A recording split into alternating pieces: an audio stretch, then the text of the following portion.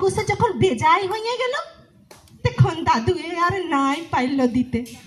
কোথা পাবে এত ধান যে সইত করবে? তুই তো তখন আলছানা, আমার টুকু টুকু মনে পড়ে। ওই জমিনটাই একদিন লাল ফতেঙ্গা গাড়ে দিয়ে ঢোল বাজায়, যেন বিহা ঘর হচ্ছে। লেখেন আমাদের পুব্বা পুরুষের জমিনটা মহাজনের নিলাম করে নিল। আমাদের আর এক ছটাকো জমিন কোথাও নাই। বাপি মুনিশ খাইতে খাইতে বেদম কাহিল হয়ে গেল।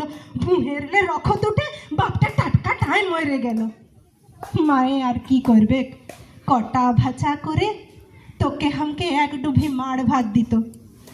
জানিস শুনু ভাই, মায়ে ন এক একদিন রাধা ঘরের কোণে বসে ফুপায় ফুপায় কাঁদত। আমি জিজ্ঞাসা করলে বলতো, পেটটা দুখাচ্ছে রে মুনু। চুনু ভাই, তুই তো এখন ভুখের জোয়ান।